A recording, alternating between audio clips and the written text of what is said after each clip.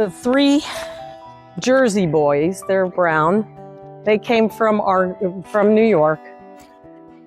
They were in the dairy industry, and boys in the dairy industry serve no purpose. The farmers don't want them. They cost them money, so they get slaughtered.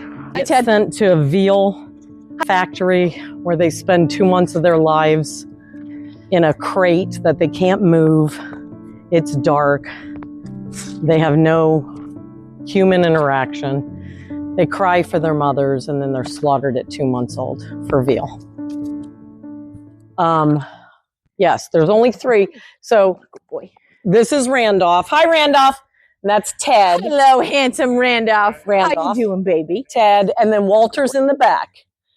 When he came, he was very shy. But he's not shy with us anymore, but he tends to be an observer and stand in the back initially. We call him the mastermind. He is. We think he plans it all. All the trouble that happens. Yeah. It's him. So they came up a dirt road to this woman's house, an old man, and he had these 3 2-day-old calves, and they were sick. And he said, "Do you want them?"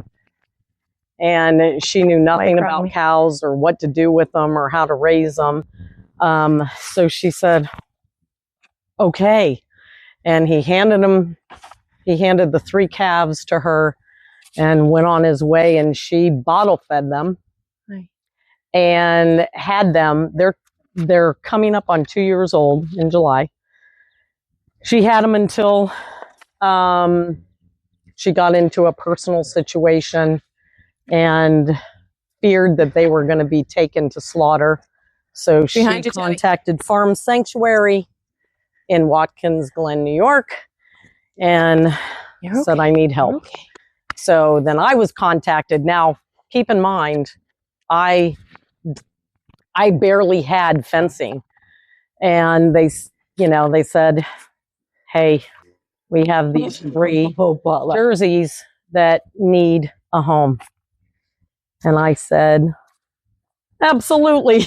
I was very excited, and we already had a pasture fenced. So I said, whenever they're ready, we want them. So March 13th, 2024, our 3 boys arrived. And it was the perfect way to start because they were big pasture puppies, and they were young, but they were just amazing and friendly and happy, and they taught us a lot. They taught us a lot. You know, I remember leaving, my last time leaving here before going home.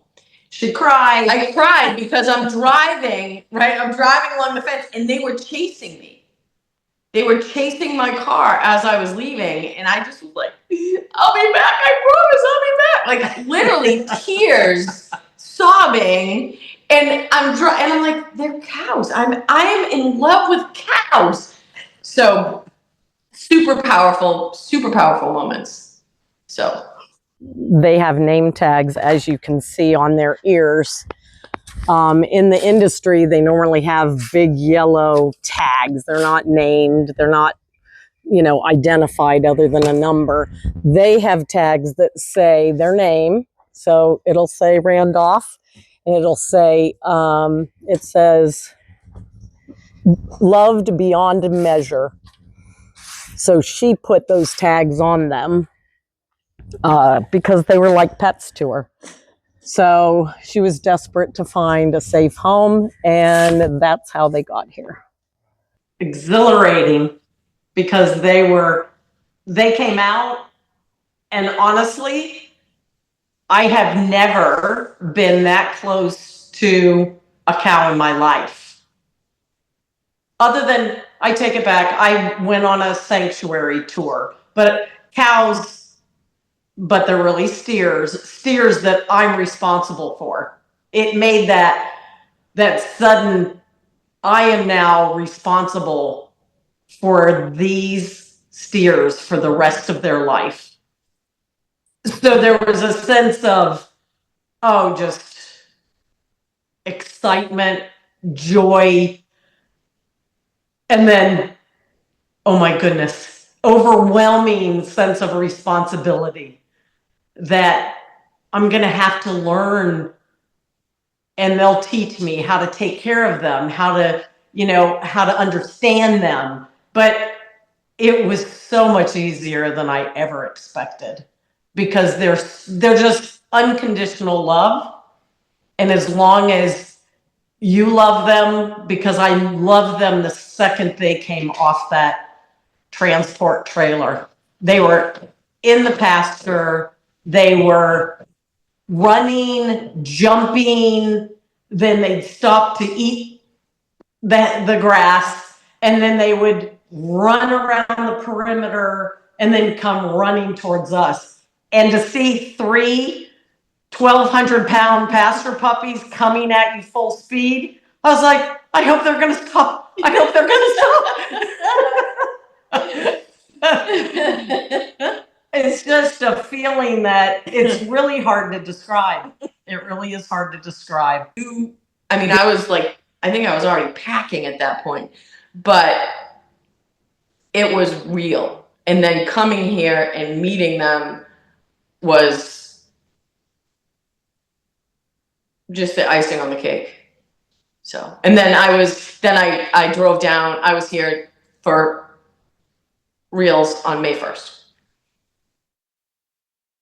Very early on, they showed us their personalities. No. They're very different. Every single one of our animals have their own personality. And those boys, we couldn't have got more perfect first residents than those 3 boys, because their personalities were and still are larger than life. All that you need is love for these beautiful sentient beings, and being able to tell their stories they can't tell. The life they were living and would have lived. They would not have had a life. And these boys are proof that all they wanted was our love and our attention and a cookie here and there.